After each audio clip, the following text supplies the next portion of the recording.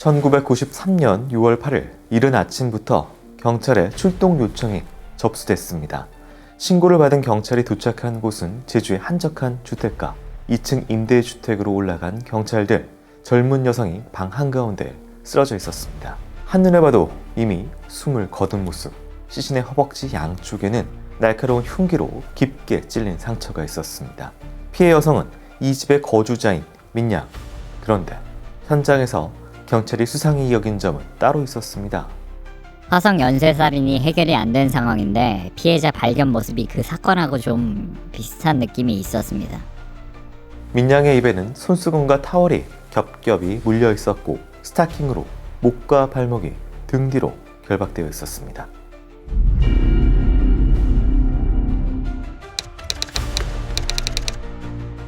충분히 담당 형사로서는 그걸 유추할 수 있죠. 왜냐하면 화성에 아마 2차, 3차, 4차 그런 경우에는 스타킹을 이용했고 뒤로 했고 뭐 이렇게, 그리고 이제 입에 손수건 뭐 이런 건데, 어쨌든 느낌상으로 분명히 그럴 수 있을 것 같아요. 93년도고 아직 이춘재가 청주에 있었을 때겠죠. 그런데 저는 사실은 이 사건은 그 이춘재나 화성하고는 다르다고 보는 것은 허벅지 양쪽에 날카로운 흉기로 찔린 거예요. 이 사건은 사실은 형사들이 해석을 못한 이유는 이게 무슨 사건인지에 대한 설명을 못한 거예요. 그걸 안 하고 겉면만 보면은 그럼 당연히 화성 사건과 유사하죠. 수사가 시작되자 경찰은 곧 이 집에 피해자 외에 또 다른 누군가 함께 살고 있었다는 사실을 알아냅니다. 그는 피해자와 함께 자취를 하던 A군, 심지어 사건 당일 A군의 친구 2명도 함께 집에 있었던 것으로 밝혀졌습니다. 그날 민랑 걔들 집에서 밤늦게까지 술 마신 건 맞아요. 근데 우린 도중에 자꾸 민이랑 가장 마지막까지 함께 있었던 거는 민이었어요. 유력 용의자로 떠오른 A군. 그런데 경찰이 반신반의했던 이유는 동거인 A군의 정체가 바로 피해자의 친 남동생이라는 사실 때문이었습니다. 게다가 그의 나이는 16세로 고등학교 1학년에 재학 중인 학생이었습니다. 어쨌든 경찰은 목격자의 진술을 바탕으로 곧바로 A군을 용의자로 특정한 후에 수사에 들어갔습니다. 그런데 A군은 초기 수사 단계에서부터 자신이 범인이 맞다고 했습니다. 이에 세상은 충격에 빠지고 말았습니다. 왜냐하면 시신에는 자상뿐 아니라 강간의 흔적이 있었기 때문입니다. 시신 부검 결과 피해자의 사인은 기도 폐쇄에 의한 질식사뿐만 아니라 몸 곳곳에 강간 피해 흔적이 있었습니다.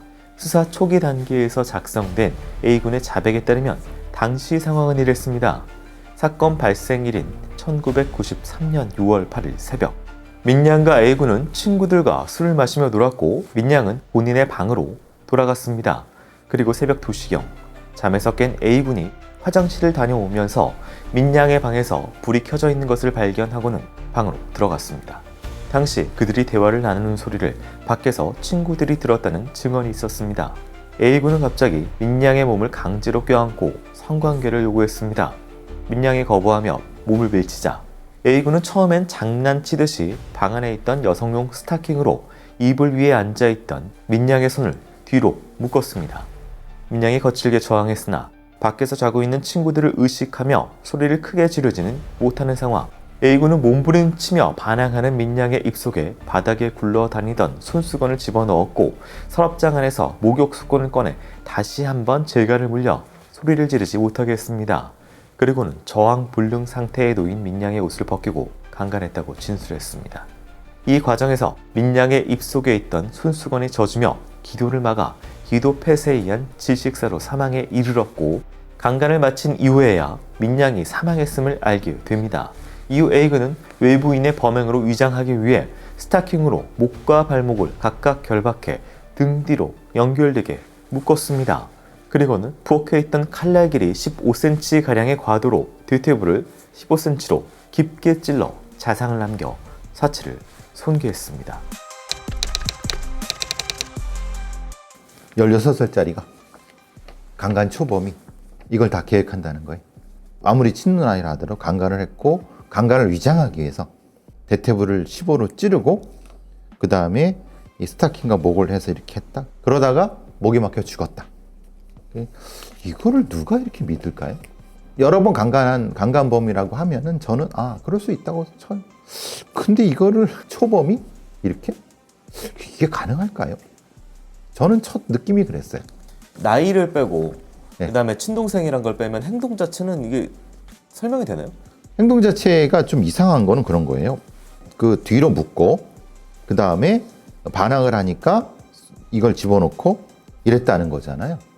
그런데 그 옆에 다른 사람들이 있었잖아요.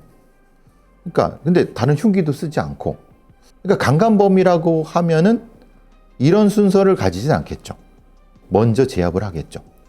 그러니까 이거는 강간이라고 하는 방식으로도 이상하고, 남동생이 들어가는 건 더 이상하고, 그리고 전체적으로 흉기를 이용하고 손수건을 놓고 이런 것도 이상해요. 아예. 그러니까 차라리 다른 어떤 존재가 있었다고 하면 그 상황에서 뭐 성관계하다 이랬다고. 근데 그러기에도 이게 너무 이상해요. 이 자체가. 강간 외의 행위 자체가 너무 이상해요. 근데 그거를 16살짜리가 자백했다? 그것도 이상해요. 전체적으로 다 이해가 안 가요. 이 사건의 그 기록은.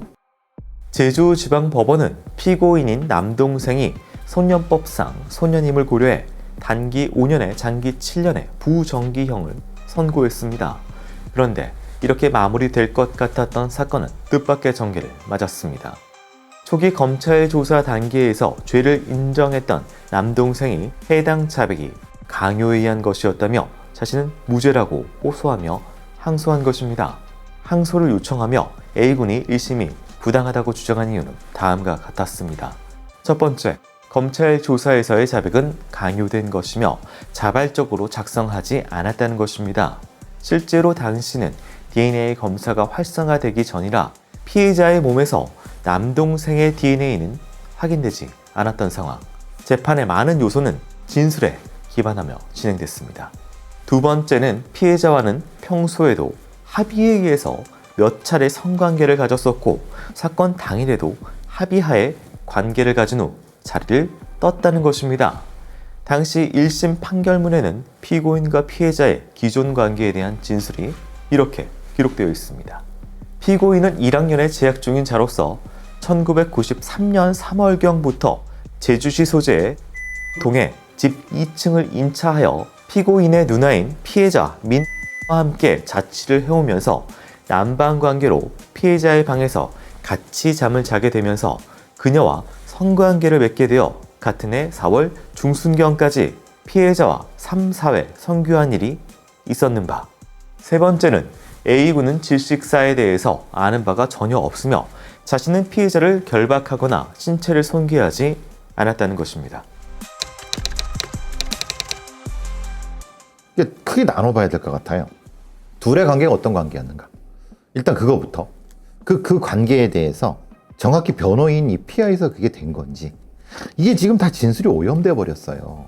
그러니까 말하자면은 실제로 이 경찰 수사 단계에서 좀 무리한 어떤 것이 있었던 것 같은 느낌이 들어요. 그게 꼭 애를 때리거나 그런 것보다는 애가 어리니까 16살이니까 좀 무섭게 말을 해도 그렇게 될 수 있으니까.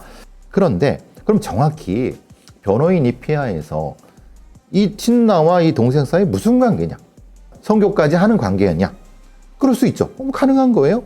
근데 그것과 살인은 혹은 강간, 치사, 그거는 다른 문제거든요. 예를 들면 말 그대로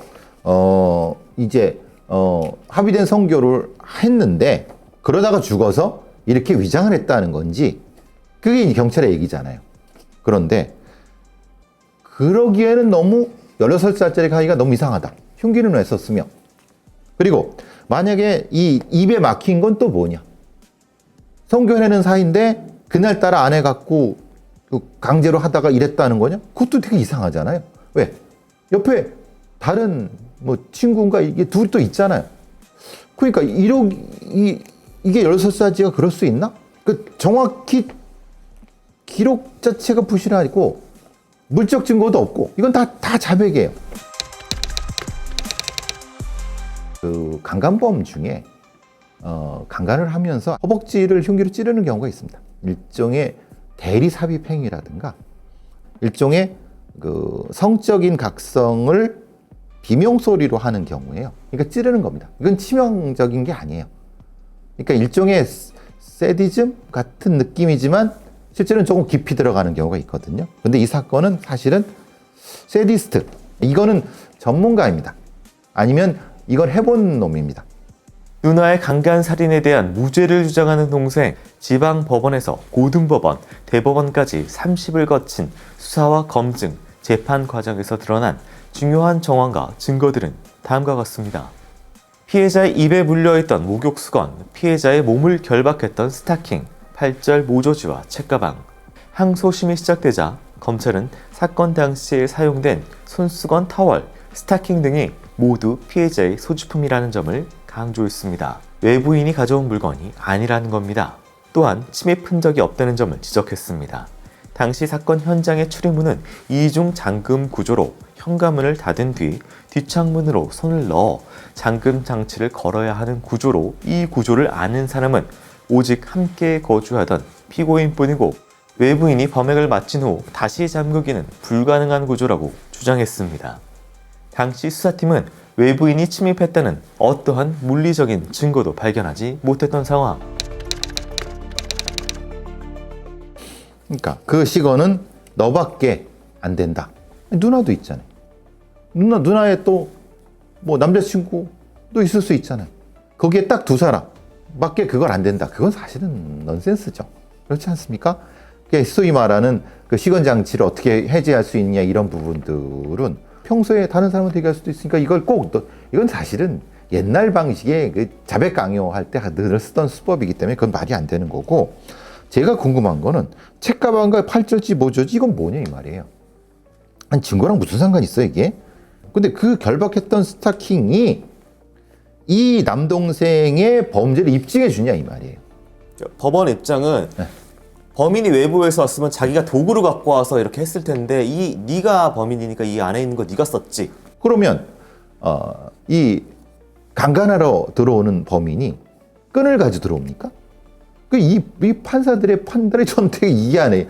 스타킹밖에 없으니까 네가 범인이냐라는 것은 이건 무슨 황당한 논리예요?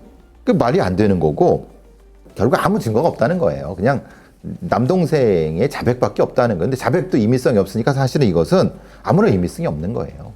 또한 검찰은 기존의 자백이 현장 정황, 피해자의 상태, 증거물과 완전히 일치하고 검찰 조사에서 피고인이 자포자기 상태에서 자백했다라고 스스로 진술하기도 했다는 점을 강조했습니다.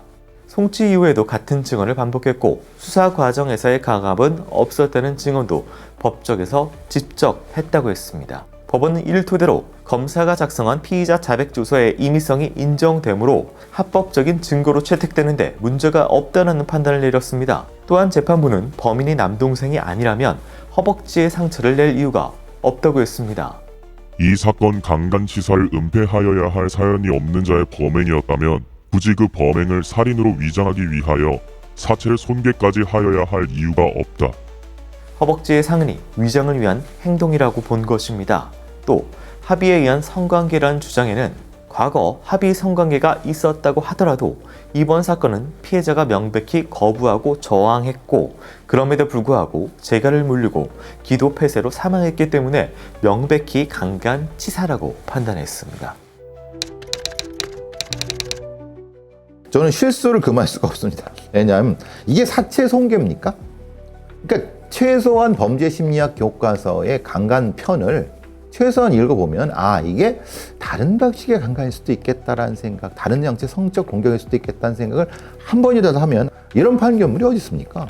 판결문은 일반적이고 보편적인 형태로 접근해야지 이건 아니니까 아닌 걸로 위조를 내는 게 어디 있습니까? 거꾸로지. 그렇지 않습니까? 이게 남동생이 예를 들어서 위장하기 위해서라면은 칼을 해서 강도의 흔적을 낸다 그러면은 한 번만 찔러도 되잖아요? 그렇죠. 양쪽을 찌를 이유가 있을까요? 그러니까 양쪽을 찌를 이유가 없죠. 그리고 거길 찌르도 이유도 없죠. 아니 그 가슴을 찌르거나 아니면 목을 찌르거나 그래서 이제 위협할 이런 거지. 허벅지 찌르는 건 전혀 다른 문제예요. 근데 이걸 해석을 못한 거예요, 이 사람들이. 이러한 증거와 정황을 종합한 결과 법원은 피고인이 아니라면 범행이 불가능하며 원심은 타당하다라는 판결을 내렸습니다. 다만 1심 당시 소년법상 소년이었기 때문에 부정기형을 선고받았으나 2심에서는 성년이 되었음을 이유로 원심의 부정기형을 폐기하고 징역 5년으로 감형시켰습니다. 사건은 3심의 재판을 거쳤고 법적 결론에 다다랐습니다.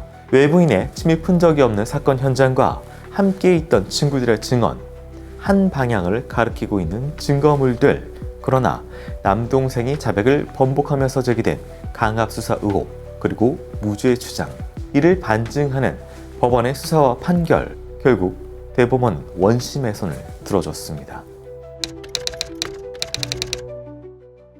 늘 말씀드리면 판사들이 확신이 없으니까 애매한 판결을 내리는 거예요. 형사적 전문성과 확신이 없기 때문에 이게 형사적 전문성이라든가 해석이 90년대, 93년이에요. 너무 좀 빈약해서. 그런데 문제는 변호인도 제대로 방어도 못했어요. 아마 이게 변호인이 없었을 것 같은데.